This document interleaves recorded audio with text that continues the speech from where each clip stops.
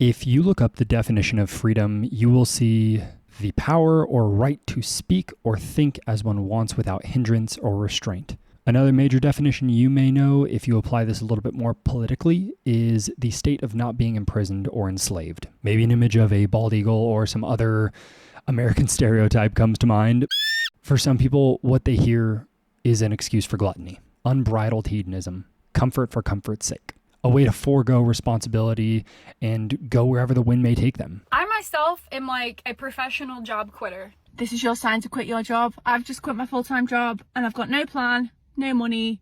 We live in a world where laziness disguises itself as freedom. I gotta be honest, I hate working out. Everyone's always like, oh, you'll feel so much better after you do it. I don't. I feel more tired, I feel sweaty, I feel hungrier. I don't get the hype. We often find ourselves trapped in a cycle of disempowering choices. The allure of comfort and ease lulls us into this false sense of liberation. Beneath the surface, a different truth emerges. Laziness, far from granting us freedom, becomes a form of self-imposed slavery. It weakens our body, it clouds our minds, and it perpetuates a feedback loop of disempowerment. In this video, I don't seek to shame people, but instead show people that true freedom is finding your cross and carrying it. That improving the form and function of your body is freedom. In 5 steps, we are going to uncover the shackles of laziness that we have been convinced is a good thing, and explore how making conscious choices empowers us to break free, flourish, and embrace a life of vitality. First, I will show you the illusion of freedom and laziness. Second, the comfort trap. Third, the promise of tomorrow. 4, why this is so hard, which is just a doozy, by the way. And finally, a complicated caveat to tie this all up. This week's Amazon gift card giveaway will be chosen by random as usual. Put a comment down for what area you need the most discipline in. My name is Andrew with Pride, as usual. This is episode 56, everybody. Let's get into it.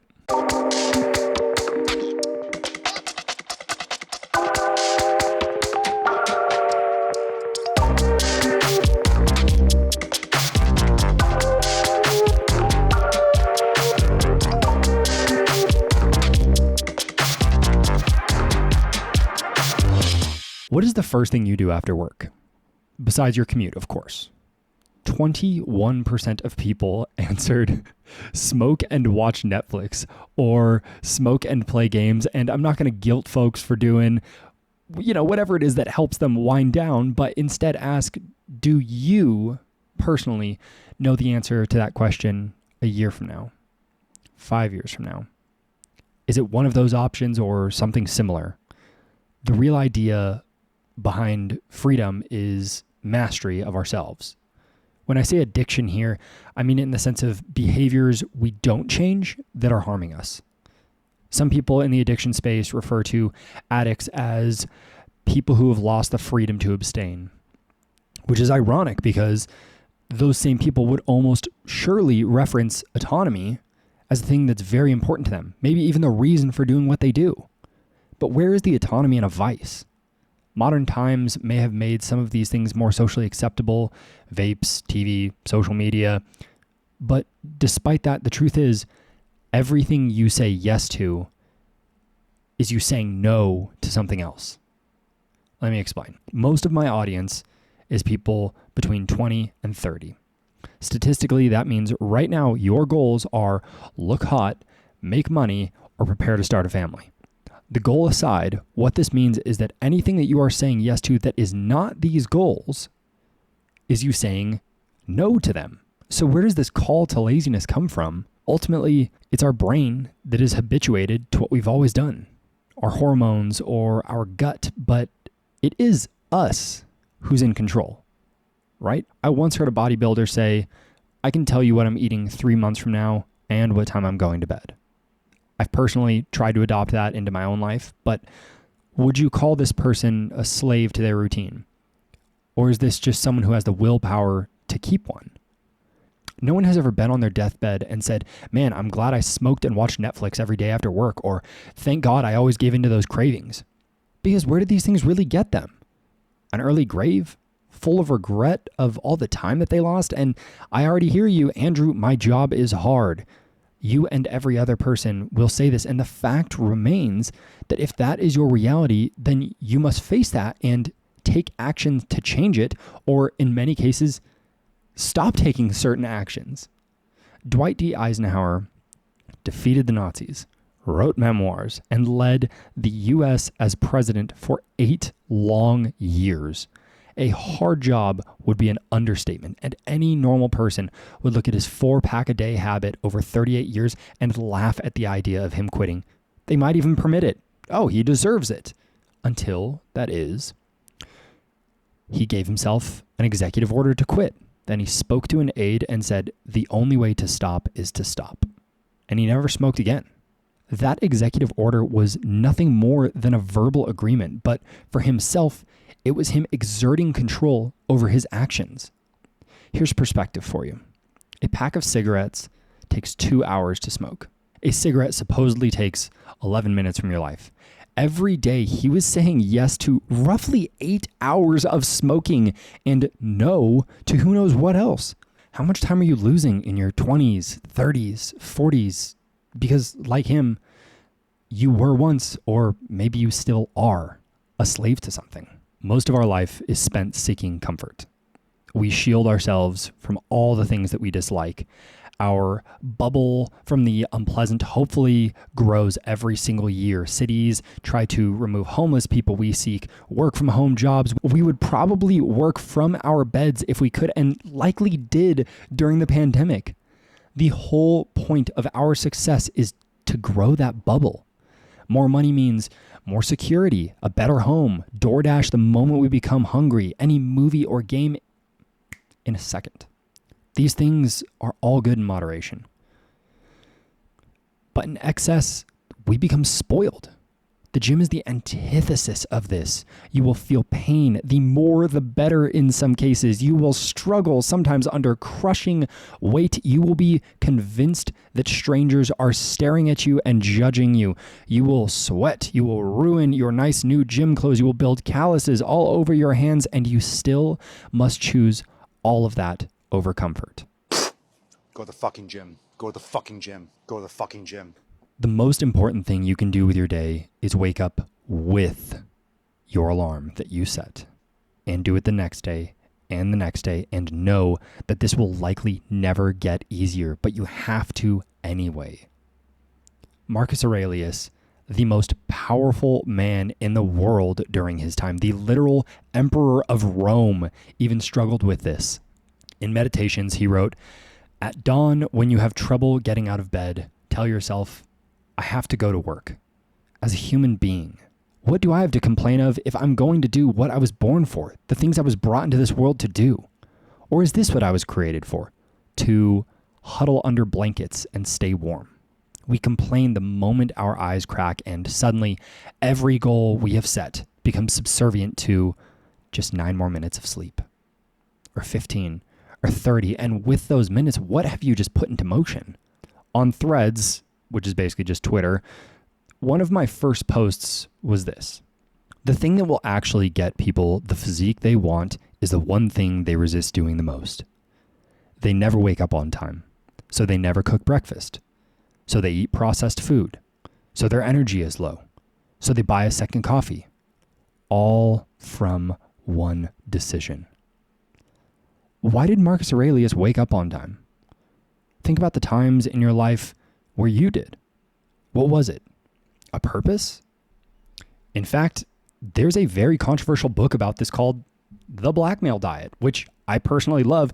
And if you do it right, either of those will absolutely get you out of bed. It's my money and I need it now. I gotta be honest with you guys.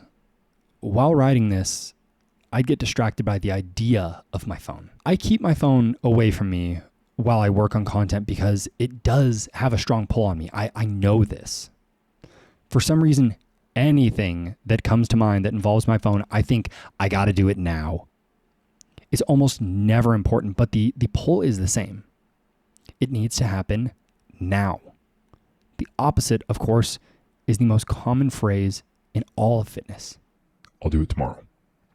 How bold of us to think tomorrow is guaranteed, that we won't be just as overwhelmed as we are today, How easily will we be swayed that today was a hard day too? The word tomorrow will sound like a siren's song when we feel overwhelmed. Anything that can be done tomorrow can be done today. Your meal prep, do it now. Gym, go now. Grocery shopping, waking up, do it now. You are fooling yourself. Do you have any idea how easy it is to talk yourself out of something you don't want to do? The expediency bias is something that happens when we really don't need much deliberation and just need to make a decision. Basically, think of it like something that would usually take a person a 5 out of 10 effort to convince us of. Our brain can get us to do that with like barely a 2 out of 10 effort, if even that. No one is even close to as convincing as we are when we don't want to do something. Instead of hearing yourself out, pretend you don't have the time tomorrow. Do it now. With all that said, surely the question on your mind is, was it always this hard? The answer is complicated. As we've already covered, getting out of bed is hard for everyone. From Marcus Aurelius to David Goggins, the decision luckily just comes down to a 1-second choice, albeit a hard one, but what about the aspects of our life that take up more space, so to speak? Throughout history, there have been instances where barriers were placed on our path to optimal health. Sometimes even the very institutions meant to protect us have encountered conflicts of interest or imposed obstacles. I covered this in detail in episode 52 regarding the FDA and the definition of healthy, which you should 100% check out, by the way. But to summarize some of it, let's consider the influence of the processed food industry. Our reliance upon low-quality nutrition to make up for our lack of time because we are overworked and underslept. These bad foods create a negative feedback loop, so it just gets worse and worse with each day and harder to break that cycle. And when the cycle goes on long enough, it gives rise to chronic disease and, you guessed it, it gets even harder. Likewise, certain governmental policies or incentives have not always aligned with the goal of fostering a healthier society. At times, economic interests or conflicting agendas may have impeded our path to well-being, and the reality is, an unhealthy citizen who can still get through their day with some processed food, some coffee, and some pharma-grade meds is worth more than one who is going to the gym and who rarely needs to see a doctor. Unfortunately, we often don't notice that we have reached a point of reliance upon the government until it's too late. Maybe even right now, you're hearing this and thinking, oh, I'm healthier than most people, and that's great if that's true. But if you want to stay that way, I have a quote from the author Giuseppe Tomasi di Lampedusa. If things are going to stay the same, then things are going to have to change. If you'd like your health and quality of life, you need to start making changes now if you hope to maintain that. Anytime the body is not improving, it is breaking down. If you do not maintain your health, you will become sick. If you aren't trying to get stronger, you are becoming weaker. If you don't use it, you lose it. Or as David Goggins said, we're either getting better or we're getting worse. Discipline at its extreme has a dark shadow. The people who work so hard, they never have time for their family. Using good things as a distraction. I knew a friend in high school who got grounded from doing math because she would do it at home for fun instead of her other schoolwork or her chores. The one I think might be the easiest to miss, though, is people who are so rigid they break when their routine is challenged. Something I'm often guilty of. When our time is regimented to an extreme, we can convince ourselves we are doing it for them in the cliche of a dad who travels for work 200 days out of the year when all his kids really want is for dad to be home. If you haven't heard that phrase, it's the golden handcuffs, where you have so many bills, you have to work all the time. So you have to keep the job where you never see your family or your friends. Most folks will have an aspect about the things they dislike that they absolutely love.